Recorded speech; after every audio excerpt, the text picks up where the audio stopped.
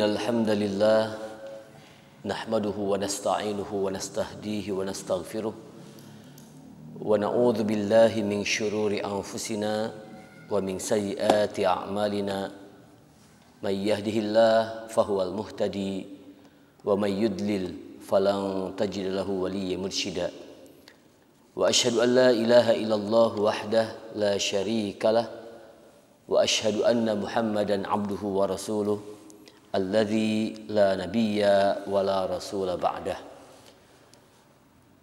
Allahumma shalli ala nabiyyina Muhammadin wa ala alihi wa sahbihi wa sallim. Qala Allah ta'ala fi kitabihil mubin wa huwa asdaqul qailin a'udzu billahi minasy syaithanir rajim. Ya ayyuhalladzina amanu ittaqullaha haqqa tuqatih wa la tamutunna illa wa antum muslimun. Amma ba'd. Alhamdulillah, puji syukur senantiasa kita sampaikan kepada Allah Subhanahu wa taala yang dengan limpahan rahmat karunia-Nya Allah memberikan kepada kita kesempatan untuk bisa terus menambah pundi-pundi amal soleh kita, yang kita harapkan setiap bentuk amal soleh, setiap bentuk kebaikan yang kita laksanakan ini menjadi pemberat timbangan kebaikan kita pada hari kiamat nanti. Amin ya rabbal alamin. Ikhwani fillah, jamaah kaum muslimin rahimani wa rahimakumullah. Pada kesempatan sore ini insyaallah kita akan melanjutkan pembahasan kitab At-Tadhkirah bi Ahwalil Mauta wa Umuril Akhirah karya Imam Al-Qurtubi. Dan pada sore ini kita akan memasuki pembahasan berkaitan dengan bab ma jaa fi sifati al-malakaini salawatullahi alaihima wa sifati su'alihima. Bab berkaitan dengan sifat dua malaikat. Maksudnya adalah malaikat munkar dan nakir, wa sifatu su'alihima, dan sifat dari pertanyaan yang disampaikan oleh keduanya. Sebetulnya secara umum kita sudah pernah membahas terkait dengan masalah ini, tetapi kemudian Imam Al-Qurtubi dalam kitabnya beliau mengulang kembali pembahasan tentang hal ini, dan beliau menjelaskan dengan lebih spesifik berdasarkan riwayat yang beliau temukan.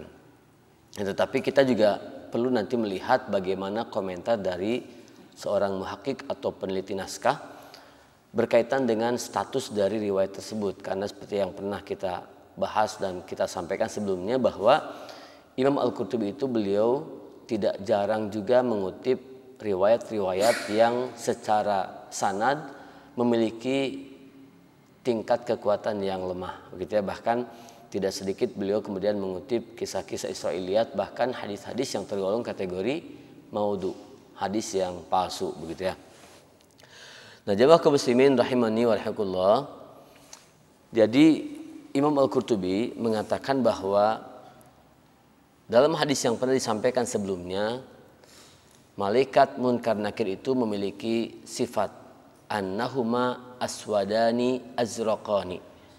Malaikat munkar nakir itu memiliki rupa yang hitam kebiru-biruan. Ya, hitam kebiru-biruan. Yuqalu li ahadihima munkar wal akhar nakir. Dikatakan kepada yang satu sebagai malaikat munkar, kemudian yang lainnya disebut sebagai nakir. Nah, berkaitan dengan sifat ini kita cukup mengatakan bahwa demikianlah yang Rasul sampaikan kepada kita secara umum, tanpa perlu kita kemudian mempertanyakan secara detail, ya, birunya biru apa, biru langit, biru dongker, gitu ya. Apalagi sekarang kan biru itu banyak ya. Kalau ibu-ibu milih apa, Bu? Milih kain gitu ya. Ibu-ibu milih kain, milih baju atau kerudung, itu kan birunya Masya Allah. Ada biru telur asin, ada biru benhur, ada biru apa, dongker, ada biru toska dan sebagainya. Ya, yang pasti disebutkan dalam hadis yang bisa dipertanggungjawabkan al-aswadan al-azraqan, warnanya hitam kebiru-biruan. Ya, jadi mungkin kalau sepintas sih hitam kebiruan itu ya mungkin navy tua gitu ya. Tapi maksudnya mungkin bukan seperti itu. Yang pasti Ini menunjukkan bahwa malaikat itu punya sifat khusus dibandingkan dengan atau selain sifat yang umum. Ya, nanti kita akan bahas bagaimana sifat malaikat secara umum yang Allah gambarkan dalam Al-Quran. Nah, kemudian Imam Al-Qurtubi mengatakan bahwa menurut riwayat Ma'mar dari Amr bin Dinar dan dari Sa'ad bin Ibrahim dari Atha bin Yasar bahwa Rasulullah SAW pernah berkata kepada Umar, bagaimana kamu wahai Umar apabila didatangi munkar dan nakir, yaitu apabila kamu mati dan dibawa pergi oleh kaummu, maksudnya dibawa pergi ke kuburan. Mereka mengukur tanah 3 hasta sejengkal kali sehasta sejengkal. Jadi ini adalah kuburan atau ukuran standar dari kuburan. Ya, 3 hasta sejengkal berarti apa? Kedalamannya. Ya, 3 hasta sejengkal. 1 hasta itu dari ujung jari ke sikut, ya, dikali 3. Mungkin kalau kita hitung standarnya Rasulullah SAW sekitar berapa? Setengah meter ya, 1 hasta, mungkin 1 hasta setengah meter, berarti 1,5 meter ditambah 1 jengkal. Ya, 1 jengkal itu berapa senti? Ya, berarti sekitar 1,70 senti ya, 1,70 sampai 1,75 sentian, sekitar seperti itu. Ya, kemudian lebarnya sejengkal kali sehasta sejengkal. Jadi sekitar ya setengah meter sampai 75 cm. Kemudian mereka memandikan kamu, mengafani kamu dan membalurmu dengan wewangian. Ya, bisa dengan parfum atau kemudian kita gunakan yang namanya kapur barus. Kemudian mereka membawamu lalu meletakkanmu di dalam kubur. Mereka menimbun tanah padamu. Ya, apabila mereka telah meninggalkanmu, maka datanglah kepadamu 2 malaikat penguji. Di sini disebutnya al-fatanan. Jadi malaikat yang memberikan ujian, bukan sekedar memberikan pertanyaan. Ya, kalau pertanyaan kan ya ketika dijawab benar atau salah, ya sering ada kalanya jawaban salah benar itu tidak ada konsekuensi apapun. Tapi di sini diungkapkan dengan kata al-fatanan. Jadi 2 malaikat ini hadir sebagai penguji. Kemudian malaikat ini bernama Munkar dan Nakir.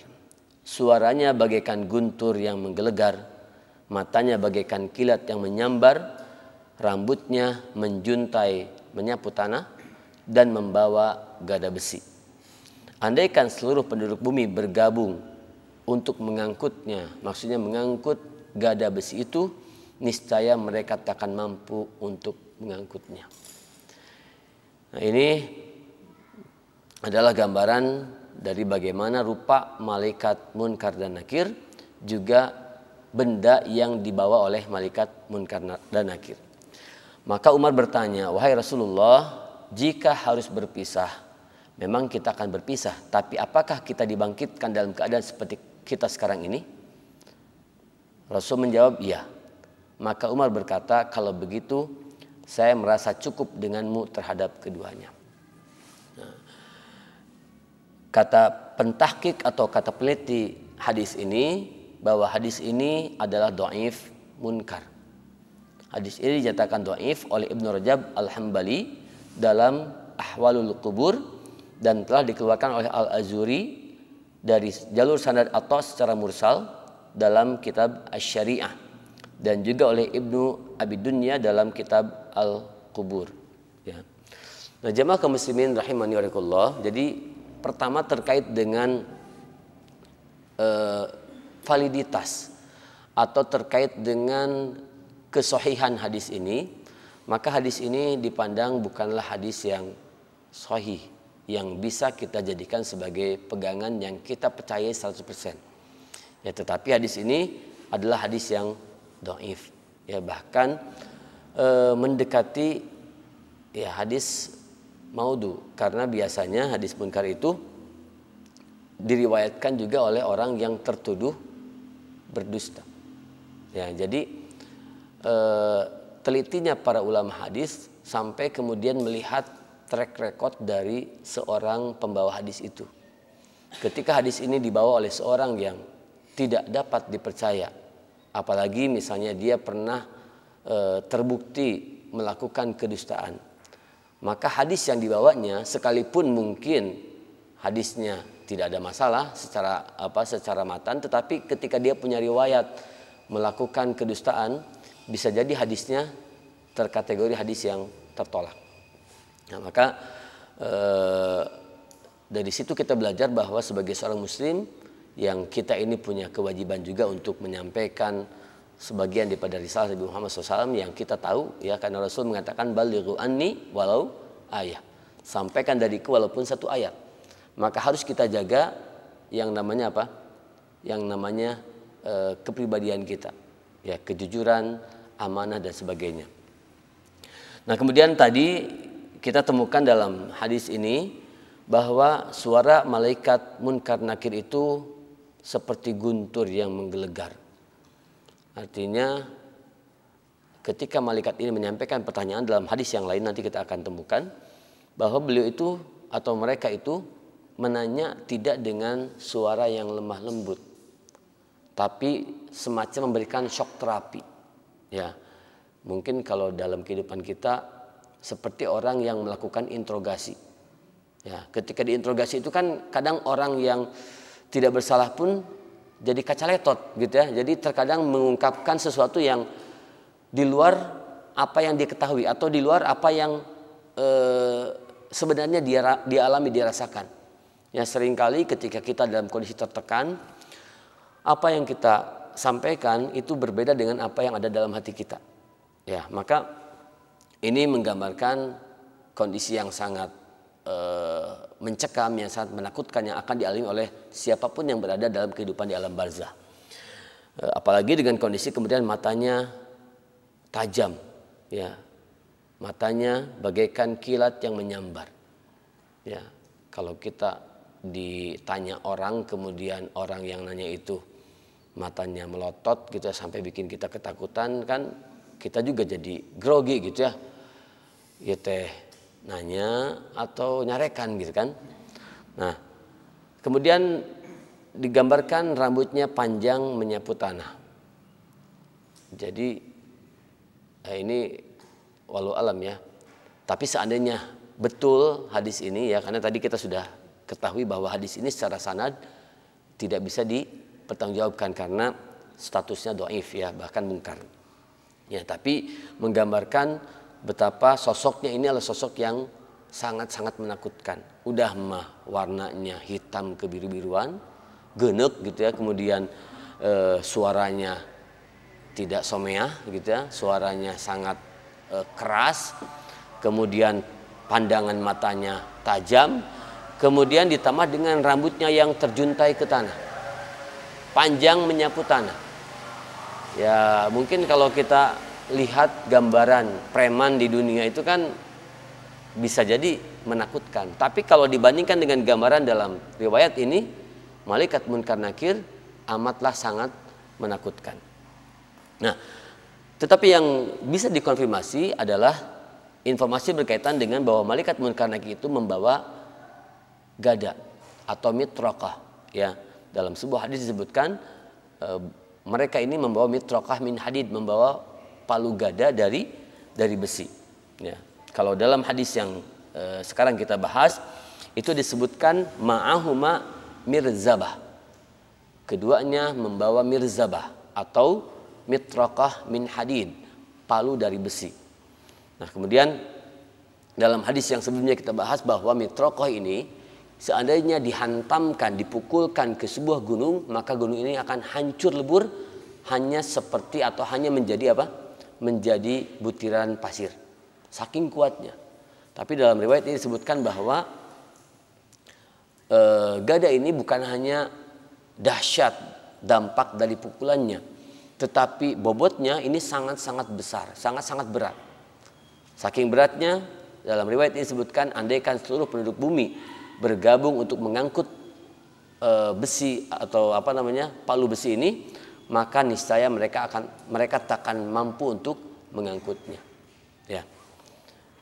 Maka tidak terbayang seberapa beratnya sampai-sampai manusia seisi bumi tidak bisa mengangkut palu gada yang dimiliki oleh malaikat Munkar dan Nakir. Nah, tapi kemudian yang menarik di sini adalah ketika Umar bertanya kepada Rasulullah, "Wahai Rasulullah, jika harus berpisah, memang kita akan berpisah. Tapi apakah kita dibangkitkan dalam keadaan seperti ini?" Maksudnya dalam keadaan kita dekat. Ya, aku iman kepadamu dan aku dekat denganmu.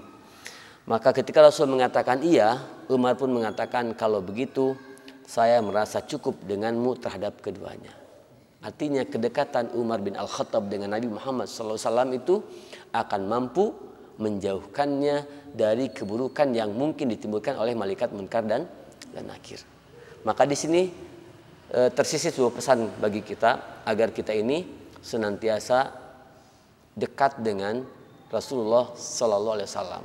Bukan secara fisik, tetapi secara maknawi, artinya kita terus menjadi orang yang berusaha melaksanakan, mengamalkan sunnah Rasulullah SAW. Ya, karena dalam banyak hadis kita mengetahui bahwa Rasul itu sangat kagum dengan kita. Rasul sangat rindu dengan kita. Sampai Rasul mengatakan apa? "Aku sudah tidak sabar ingin bertemu dengan siapa? Ikhwani, dengan saudara-saudaraku." Kata para sahabat Rasulullah, "Bukankah aku adalah saudara-saudaramu?" Rasul mengatakan, "Bukan, bal antum ashabi, kalian adalah sahabat-sahabatku." Saudara-saudaraku adalah orang-orang yang belum pernah berjumpa denganku, tapi mereka mengikuti apa yang aku sampaikan. Ya. Siapa? Yaitu umat yang hadir setelah wafatnya Rasulullah SAW. Semoga kita termasuk di dalamnya. Dan kita ini termasuk umat yang dianggap memiliki keimanan yang menakjubkan. Ya, saya pernah sampaikan bahwa Rasul pernah bertanya kepada para sahabatnya, "Wahai sahabat-sahabatku, siapakah yang paling menakjubkan keimanannya?" Kata para sahabat, yang paling menakjubkan keimanannya adalah para malaikat. Kata Rasulullah SAW bahwa malaikat itu wajar kalau iman kepada Allah Subhanahu wa Ta'ala, karena mereka langsung mendapatkan perintah dari Allah Subhanahu wa Ta'ala. Mereka mungkin langsung bisa bertemu dengan Allah Subhanahu wa Ta'ala. Jadi tidak aneh kalau imannya bagus kepada Allah. Lalu kemudian kata para sahabat, "Kalau begitu para rasul." Kata Rasulullah, para rasul pun wajar kalau mereka beriman kepada Allah. Apa sebabnya? Sebab mereka menerima langsung wahyu dari Allah melalui malaikat Jibril. Lalu kemudian para sahabat dengan pedenya mengatakan, "Kalau begitu kami, wahai Rasulullah." Rasul pun mengatakan, "Kalian pun wajar kalau beriman kepadaku, karena kalian langsung mendengar wahyu yang Allah sampaikan kepadaku, lalu kemudian kalian bertemu denganku." Lalu kemudian kata para sahabat, "Kalau begitu Allah wa rasuluhu a'lam." Hanya Allah dan Rasul yang tahu siapakah makhluk yang paling menakjubkan keimanannya. Maka Rasul mengatakan bahwa orang yang paling menakjubkan atau paling menakjubkan imannya adalah orang-orang yang datang setelah kalian. Mereka beriman kepadaku, mereka beriman kepada Allah hanya melalui tulisan yang mereka temukan, hanya melalui lembaran-lembaran yang mereka temukan. Ya. Dan insya Allah kita termasuk di dalamnya. Karena kita beriman kepada Rasulullah SAW tanpa kita pernah bertemu dengan beliau. Kita beriman kepada Allah tanpa kita langsung mendapatkan wahyu dari Allah. Kita hanya membuka Al-Quran, kita membuka hadis, kemudian kita beriman kepada Allah, beriman kepada Rasulullah SAW. Jadi asalkan kita berada bersama Rasulullah, kita berada di jalan yang Rasul yang Rasul gariskan, maka jangan pernah kita khawatir untuk menghadapi berbagai fitnah, baik di kehidupan dunia, di alam barzah ataupun di kehidupan akhirat. Nah, kemudian kata Imam Al-Qurtubi, para penukil berita meriwayatkan dari Ibnu Abbas radhiyallahu anhuma mengenai kisah Isra dan Mi'raj, ya, bahwa Nabi SAW bersabda, "Aku bertanya, wahai Jibril, siapakah itu?" Maka Jibril menjawab, "Itu adalah Munkar dan Nakir. Keduanya datang kepada tiap-tiap manusia setelah diletakkan sendirian dalam kuburnya." Aku berkata, terangkan sifat mereka kepadaku wahai Jibril. Kata Jibril, baiklah, tanpa aku sebutkan tinggi dan lebar mereka. Kemudian kata Rasulullah SAW menyebutkan hal itu sangatlah mengerikan. Hanya saja suara mereka bagaikan guntur yang menggelegar, mata bagaikan kilat yang menyambar, dan taring bagaikan benteng. Nah, tapi saya ini perlu koreksi, dalam kitab At-Tadhkirah yang sudah terjemahkan dituliskan bagaikan benteng. Tapi ketika saya buka di kitab aslinya itu disebutkan bukan bermakna benteng, tetapi bermakna qurunul baqar. Artinya taringnya itu seperti tanduk sapi. Ya, karena saya ketika membaca ini kok maksudnya seperti apa? Taring seperti benteng gitu ya, karena benteng itu kan flat gitu ya, rata. Sementara taring itu kan ujungnya tajam gitu. Ternyata ketika dibaca dalam hadis yang asli, dalam riwayat yang aslinya disebutkan bahwa redaksinya wa an yabuhuma kasyasi, ya. Taring keduanya atau taring malaikat munkar nakir itu kasyasi ay kakurunil baqar, seperti tanduk sapi. Nah, jemaah kaum muslimin rahimani wa rahimakumullah, kemudian dari mulut, lubang hidung dan telinga mereka keluar nyala api. Rambut mereka menyapu tanah dan kuku mereka dipakai untuk menggali tanah. Masing-masing membawa tiang dari besi. Ya, andaikan seluruh penduduk bumi bergabung untuk mengangkatnya, niscaya takkan mampu untuk menggerakkannya. Kedua malaikat itu datang kepada manusia setelah diletakkan di dalam kuburnya dan ditinggal sendirian. Mereka menuangkan roh mayit itu ke jasadnya atas izin Allah, lalu mendudukannya dalam kuburnya, kemudian membentaknya dengan bentakan yang membuat tulang-tulang menjadi goyah dan anggota-anggota tubuhnya rontok dari persendiannya hingga dia pingsan. Kemudian mereka dudukkan lagi mayat itu seraya berkata, sesungguhnya kamu kini berada di alam barzah. Maka sadarilah olehmu tentang keadaanmu dan ketahuilah di mana tempatmu. Keduanya membentak lagi untuk kedua kalinya seraya berkata, hai orang ini, dunia telah hilang darimu dan kamu sekarang telah dimasukkan ke tempat kembalimu. Maka beritahu kami siapa Tuhanmu, apa agamamu, siapa nabimu. Jika dia seorang yang beriman kepada Allah, maka Allah mengajarinya jawaban, sehingga dia mengatakan, Allah Tuhanku, Muhammad nabiku, dan Islam agamaku. Lalu keduanya membentak lagi sehingga membuat anggota-anggota tubuh mayit itu berantakan dan ototnya terputus. Maka mereka berkata, hei orang ini, fikirkan apa yang kamu katakan itu. Namun Allah memantapkan dia dalam perkataan yang mantap di kehidupan dunia dan akhirat, dan menganugerahkan rasa aman dan mencegah darinya rasa takut. Maka dia tidak takut kepada kedua malaikat itu. Apabila hal itu dilakukan Allah terhadap hambanya yang mukmin, maka si mukmin itu merasa tenang menghadapi kedua malaikat. Bahkan berani mendebat keduanya seraya berkata, kalian berdua menakut-nakutiku agar aku meragukan Tuhanku, dan kalian menginginkan agar supaya menjadikan selainnya sebagai penguasaku. Padahal aku tetap bersaksi bahwa tiada Tuhan selain Allah. Dialah Tuhanku, Tuhan kamu berdua, dan Tuhan segala sesuatu. Nabiku adalah Nabi Muhammad, dan agamaku adalah Islam. Lalu kedua malaikat itu membentak seraya menanyakan hal itu lagi. Maka berkatalah si mukmin, Tuhanku Allah, pencipta langit dan bumi. Hanya kepadanya aku dulu telah menyembah, tidak menyekutukan dia dengan sesuatu apapun, dan tidak menjadikan seorang pun selain dia sebagai Tuhan. Apakah kamu berdua hendak membuat aku murtad dari makrifat kepada Tuhanku dan dari penghambaanku kepada Tuhanku? Pasti dialah Allah, tiada Tuhan selain dia. Apabila mayit telah menegaskan seperti itu 3 kali sebagai jawaban kepada kedua malaikat tersebut, maka keduanya merendah kepadanya sehingga dia pun merasa tentram, sebagaimana penghuni dunia bersikap tentram kepada orang yang dia cintai. Maka keduanya tersenyum seraya berkata, kamu benar dan baik. Semoga Allah menenteramkan hatimu dan memantapkan kamu. Bergembiralah kamu dengan surga dan kemuliaan dari Allah. Kemudian Allah mendorong kuburnya menjadi lebar sekian dan sekian sampai luas sekali. sejauh mata memandang.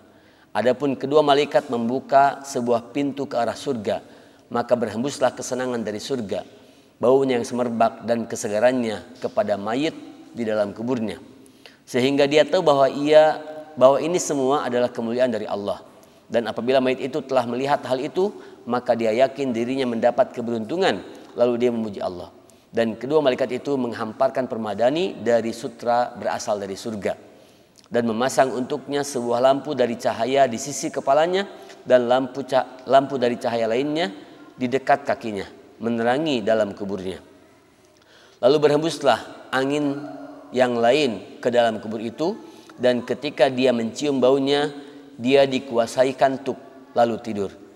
Kedua malaikat itu berkata, tidurlah bagai pengantin, tenangkan hatimu, tidak ada ketakutan atasmu dan tidak ada kesedihan. Selanjutnya kedua malaikat itu membentuk amal soleh mayit itu dalam wujud rupa paling tampan yang pernah dilihat, dengan aroma paling harum berada di sisi kepalanya, dan keduanya pun berkata, hai orang ini, inilah amalmu dan perkataanmu yang baik. Allah membentuknya untukmu dalam rupa terbaik yang pernah kamu lihat, dengan aroma paling harum, supaya kamu terhibur dalam kuburmu. Jadi kamu tidaklah sendirian, dia akan mencegah untukmu dari binatang-binatang bumi dan segala macam gangguan lainnya, sehingga tidak sengsara dalam kuburmu maupun di tempat-tempat lainnya kelak di hari akhirat, sampai kamu masuk surga atas izin Allah Subhanahu wa taala. Tidurlah dengan bahagia, keberuntungan bagimu dengan memperoleh tempat kembali yang indah. Sesudah itu keduanya mengucapkan salam kepadanya lalu terbang meninggalkannya.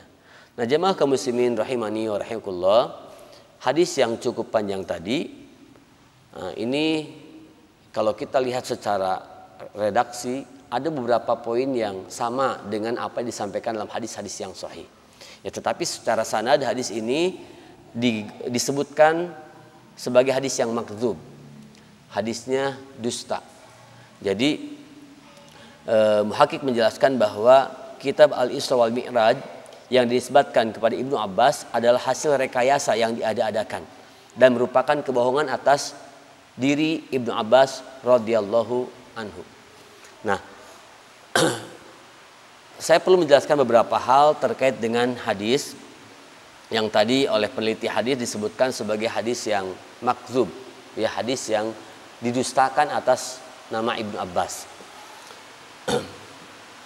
Baik, kalau kita lihat beberapa riwayat atau beberapa redaksi yang ada dalam hadis ini dikaitkan dengan redaksi yang lain, maka dengan hadis yang tadi terakhir kita bahas ada beberapa persamaan, ya, di mana pertama disebutkan bahwa malaikat Munkar Nakir ini memiliki suara yang menggelegar, ya, seperti guntur. Kemudian matanya bagaikan kilat yang menyambar. Nah, di sini dijelaskan bahwa malaikat ini memiliki taring.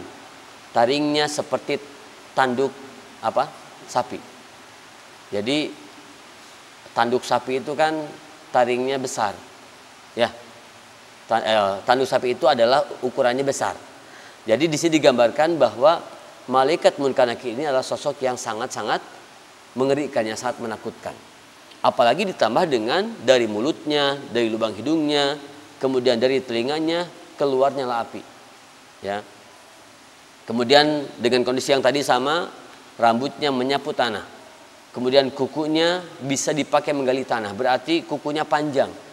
Ya, karena kalau kukunya tidak panjang, ini tidak mungkin bisa dipakai untuk menggali tanah. Ya. Nah, kemudian masing-masing membawa tiang dari besi. Kalau di hadis yang sebelumnya dan hadis yang sahih yang lainnya disebutkan membawa mitraqah, membawa palu. Kalau di sini disebutkan amud, membawa tiang, ya, yang terbuat dari besi. Nah, kemudian ada redaksi, andaikan seluruh penduduk bumi bergabung untuk mengangkatnya, niscaya tidak akan mampu menggerakkannya. Jadi jangankan untuk mengangkutnya, seperti ketika Munkar Nakir memukulkan ke atas kepala orang yang munafik, orang yang kufur, orang yang zalim. Bahkan untuk sekadar menggerakkannya pun orang-orang di alam semesta ini tidak akan mampu untuk menggerakkannya. Nah, kemudian jamaah kaum muslimin rahimani wa rahimakumullah, kondisi ini adalah kondisi yang sebetulnya kita berhak untuk tidak mempercayainya. Kenapa? Sebab riwayat yang sampai kepada kita bukan berdasarkan riwayat yang sahih. Ya, berbeda dengan ketika riwayat itu disampaikan dalam Al-Quran ataupun dalam hadis yang sahih, maka kita tidak berhak dan tidak boleh untuk menolak kebenaran hadis ini. Ya. Jadi maksud saya bahwa bukan berarti kita menolak adanya malaikat munkar dan nakir. Tetapi malaikat munkar dan nakir dengan gambaran yang detail disebutkan dalam hadis ini, maka tidak bisa sepenuhnya kita terima. Karena rujukannya adalah riwayat yang tidak sahih. Ya, apalagi tadi disebutkan sebagai riwayat yang makdzub, riwayat yang didustakan. Nah, tapi ada beberapa poin yang perlu kita imani, ya. Bukan karena riwayat ini, tapi karena ada yang menguatkan riwayat yang lainnya, yaitu riwayat yang sahih. Ya, misalnya apa? Misalnya berkaitan dengan kemudian malaikat munkar nakir itu menyampaikan pertanyaan yang berkutat pada 3 poin. Pertama tentang Tuhan kita, kemudian tentang Rasul kita, yang ketiga tentang agama kita. Ya, nah di sini dijelaskan bahwa malaikat itu bertanya dengan 3 pertanyaan itu dalam wujud seperti tadi, dalam wujud yang sangat menakutkan. Sementara kan kalau kita lihat dalam riwayat-riwayat yang lain, jangankan ketika dimasukkan ke alam barzah, ya, ketika akan dicabut nyawanya pun, kan malaikat yang mencabut ruh orang yang beriman dengan yang mencabut ruh orang yang zalim, orang yang kafir, orang yang munafik itu kan berbeda. Betul gak? Jadi ketika orang meninggal, maka dia meninggal atau sakaratul maut dalam kondisi bergembira, tersenyum. Kenapa? Karena yang menyambutnya malaikat yang bersih, bercahaya, yang putih. Ketika orang yang beriman. Tapi orang yang kufur, ketika dicabut nyawanya mereka menolak untuk dicabut. Karena yang datang kepada mereka adalah malaikat maut yang berwujud hitam, kemudian mengerikan. Nah kemudian, di sini disebutkan bahwa malaikat itu menanyai si mayat dengan 3 kali pertanyaan, ya, 3 pertanyaan dan 3 kali. Jadi 3 kali ini diungkapkan untuk memastikan jawaban daripada si mayit. Apakah benar dengan pernyataannya ketika ditanya siapa Tuhanmu, dia menjawab Allah, siapa nabimu, dia menjawab Muhammad, kemudian apa agamamu ditanya, kemudian dia menjawab Islam. Maka ditanyakan lagi dengan pertanyaan yang sama. Untuk apa? Untuk menguatkan. Nah, tetapi di sini kita mendapatkan sebuah informasi yang sama, bahwa orang yang beriman itu akan Allah berikan al-qaulu tsabit fil hayati dunya wa fil akhirah. Allah akan berikan kepada mereka perkataan yang mantap, perkataan yang tegas dalam kehidupan dunia dan dalam kehidupan di akhirat. Jadi orang yang beriman itu di dunia mengatakan A, di akhirat pun, di alam barzah pun akan mengatakan A. Ketika dia di dunia iman kepada Allah, iman kepada Rasulullah, iman atau mengikuti agama Islam, maka di kehidupan barzah pun mereka akan mengatakan hal yang sama. Ya. Sementara dalam hadis yang sebelumnya kita bahas, bahwa orang yang kufur kepada Allah, orang yang jauh dari sunnah Rasulullah, ketika mereka ditanya tentang itu semua, mereka mengatakan bahwa aku tidak tahu. Aku tidak mengetahui. Bahkan beberapa hadis menyebutkan bahwa ketika mereka ditanya man rabbuka, mereka mengatakan ya, mereka gagap, mereka gagu, tidak bisa menjawab pertanyaan dengan sebaiknya. Karena mereka tidak punya iman kepada Allah Subhanahu wa taala. Nah, kemudian jemaah kaum muslimin rahimani wa rahimakumullah. Nah, setelah seseorang yang beriman kepada Allah berhasil menjawab pertanyaan yang disampaikan oleh malaikat munkar dan nakir, kemudian disebutkan dalam hadis ini alam kubur atau kuburan orang ini dilebarkan, ya, sekian dan sekian. Ya, dalam riwayat yang sebelumnya pernah kita bahas, dilebarkan sampai berapa hasta? Ada yang masih ingat? Ya? Berapa hasta? 70 ya? 60 hasta. 60 hasta ke samping, kanan, kiri, ke depan dan ke belakang. Ya. Nah, ini artinya memang salah satu nikmat yang Allah berikan kepada orang yang menghuni alam barzah, bahwa tempat mereka akan dilapangkan. Walaupun secara fisik kuburan itu tadi tingginya hanya sekitar 3 hasta 1 jengkal, lebarnya hanya 1 hasta 1 jengkal, tetapi secara hakiki, ya, secara hakikat bagi orang yang beriman nanti akan dilapangkan oleh Allah Subhanahu wa taala. Kemudian ada informasi yang sama dengan hadis yang sahih bahwa selain dilapangkan kuburnya, maka akan dibukakan pintu surga, ya, dari kuburnya. Bahkan dalam hadis yang sebelumnya kita bahas, malaikat itu akan menunjukkan kepada orang yang beriman, lihatlah tempatmu di neraka. Maka begitu orang ini kaget melihat neraka, malaikat Munkar Nakir mengatakan, sungguh Allah telah menggantikan untukmu tempatmu di neraka itu dengan tempatmu di surga. Maka diperlihatkanlah tempat di surga itu. Lalu kemudian orang ini menjadi bahagia karena diperlihatkan tempatnya di surga. Kemudian aromanya dikirimkan juga. Masuk surganya belum, tapi aromanya sudah dikirimkan ke alam kuburnya. Ya, dan aromanya semerbak. Kemudian kesejukannya pun dikirimkan kepada mayat tersebut di dalam kuburnya. Dan dia tahu bahwa ini semua adalah kemuliaan dari Allah Subhanahu wa taala. Nah, kemudian dalam riwayat ini juga disebutkan bahwa kedua malaikat itu menghamparkan permadani. Nah, dalam hadis yang sahih juga disebutkan bahwa Allah memerintahkan kepada malaikat Munkar Nakir untuk menghamparkan permadani yang berasal dari surga. Di sini disebutkan bahwa permadani itu min istabraqil jannah, berasal dari sutra surga. Ya, di dunia ada ya Pak permadani yang terbuat dari surga? Mungkin ada ya. Dan kalaupun ada mungkin harganya sangat mahal. Ya, karena ya permadani itu kan biasanya tebal gitu ya. Permadani yang beludru aja kan harganya luar biasa begitu ya. Apalagi terbuat dari surga. Dan itu menjadi salah satu kenikmatan yang Allah berikan bagi orang yang beriman di alam barzah. Nah, kemudian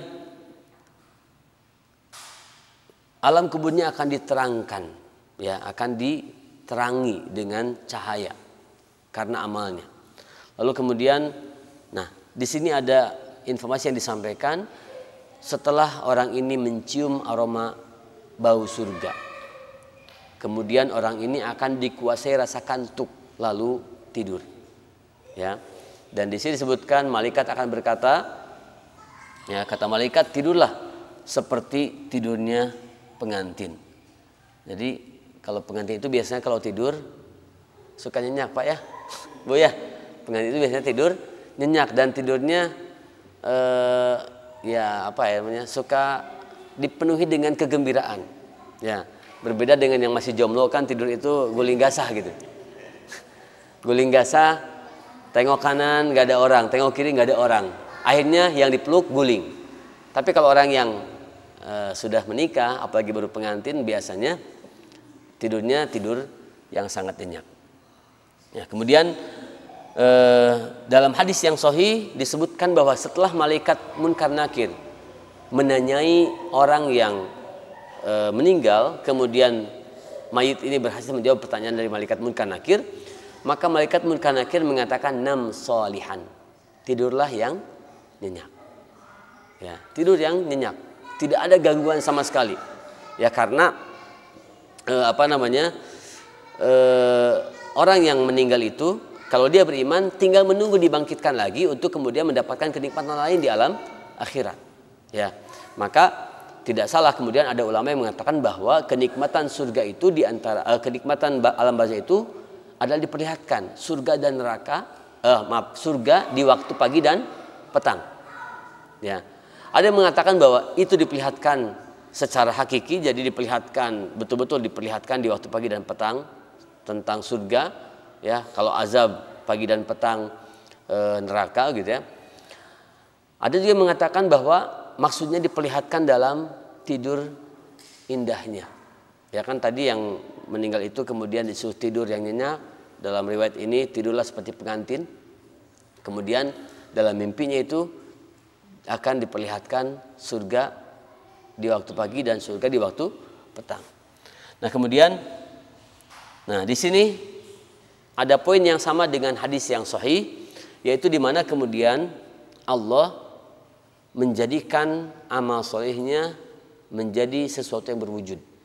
Berwujud pria yang tampan yang akan menemani mayat ini di alam kuburnya, sehingga dia tidak merasa kesepian dan tidak merasa sendirian karena ditemani oleh amal solehnya. Ya, bahkan dalam riwayat ini disebutkan bahwa kata malaikat Munkar Nakir, ini adalah amalmu dan perkataanmu yang baik. Jadi ternyata bukan hanya sholat kita, bukan hanya sedekah kita, bukan hanya tilawah kita, tapi termasuk perkataan kita. Kalau perkataan itu baik, maka perkataan itu akan menjadi wujud manusia tampan yang menemani kita di alam barzakh. Dan kemudian amal yang berwujud manusia tampan ini kemudian akan menjadi bukan hanya pendamping kita, tetapi juga menjadi penjaga kita supaya kita tidak diganggu oleh apapun, termasuk binatang-binatang yang mungkin mengganggu kita di kehidupan di alam barzakh. Ya mungkin kalau secara fisik bisa jadi secara fisik bisa jadi jasad kita akan hancur karena memang faktanya begitu. Ya, orang itu kalau dikubur kecuali jasadnya para nabi ya dan orang-orang yang Allah pilih itu pasti akan hancur, akan tidak bersisa.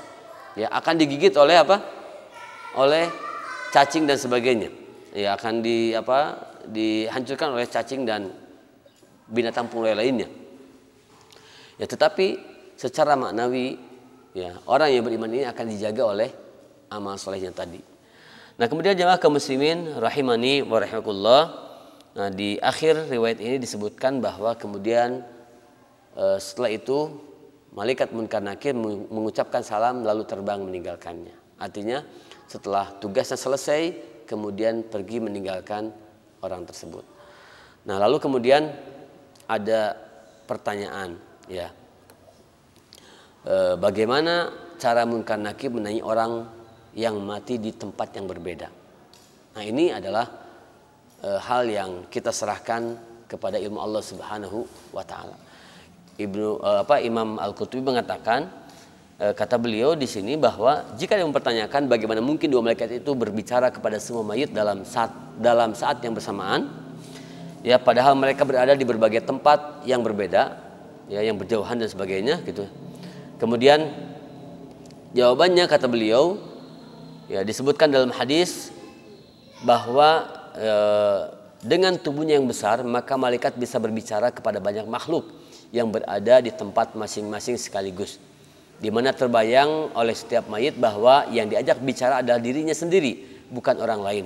Sementara Allah membatasi pendengarannya sehingga dia tidak bisa mendengar pembicaraan mayit-mayit lainnya kepada kedua malaikat itu, dan seolah-olah hanya dia sendiri yang dapat mendengar perkataan keduanya. Bahkan hal itu terjadi andaikan mereka berada dalam satu kubur sekalipun. Wallahu alam, ya, tetapi para ulama juga menjelaskan bahwa bisa jadi sebetulnya Munkar Nakir itu adalah nama bagi Ta'ifatun minal malaikat. Ya seperti halnya malaikat maut. Ya, malaikat maut itu kan tidak sendiri sebetulnya, tetapi punya pasukan. Demikian juga mungkin malaikat Munkar Nakir itu tidak hanya dua sosok malaikat, tapi punya pasukan. Ya. Atau bisa jadi memang Munkar Nakir itu adalah dua sosok malaikat yang menjadi pemimpin malaikat penanya di alam kubur. Tetapi mereka tidak hanya melaksanakan tugasnya berdua saja, begitu ya. Berbeda dengan Israfil, ya, yang meniup sangkakala, ya, itu hanya satu-satunya. Demikian juga Jibril. Nah, karena kalau kita lihat penjelasan yang Allah sampaikan dalam Al-Qur'an, misalnya berkaitan dengan jumlah malaikat yang menjaga neraka. Ya. Di surat Al-Mudaththir Allah mengatakan wa ma ja'alna ashaban nar illa malaikah wa ma ja'alna iddatahum illa fitnatal lil ladzina kafaru. Jadi intinya bahwa jumlah malaikat itu hanya Allah yang tahu. Ya. Jadi kata Allah Subhanahu wa taala, wa ma ya'lamu junuda rabbika illahu. Tidak ada yang mengetahui ya jumlah tentara-tentara Allah atau malaikat-malaikat Allah kecuali hanya Allah sendiri. Artinya dengan kita meyakini itu, maka bisa jadi ya sekalipun di waktu yang bersamaan, di tempat yang berbeda, ada banyak orang yang meninggal, tapi semuanya pasti akan ditanya oleh malaikat penjaga alam kubur. Ya, jangan sampai kita punya pikiran ini orang yang mati, misalnya saudara kita di alam di Palestina gitu ya, ketika mereka mati serentak, ini pasti malaikat mautnya sibuk. Kemudian malaikat munkar nakirnya juga sibuk berbagi tugas begitu ya, atau sibuk kesana kemari. Tidak begitu ya, karena Allah pasti sudah punya pengaturan yang sangat-sangat hakim ya, yang sangat-sangat bijaksana ya. Yang pasti semua orang yang mati akan dicabut ruhnya oleh malaikat maut dan pasukannya. Demikian juga orang yang sudah masuk ke alam kubur akan ditanya oleh malaikat penjaga kubur yang dipimpin oleh munkar dan nakir. Wallahu a'lam bishawab. Itu yang bisa disampaikan. Mudah-mudahan apa yang disampaikan pada hari ini bisa menambah keimanan kita pada Allah Subhanahu wa taala dan menambah bekal kita, wawasan kita untuk kita mempersiapkan kehidupan setelah kematian kita. Barakallahu fikum. Rabbana hab lana min azwajina wa dhurriyyatina qurrata a'yun waj'alna lil muttaqina imama. Rabbana atina fid dunya hasanah wa fil akhirati hasanah wa qina adzabannar. Aqulu qawli hadza wa astaghfirullaha li wa lakum wa lakum minkum. Wassalamu alaikum warahmatullahi wabarakatuh.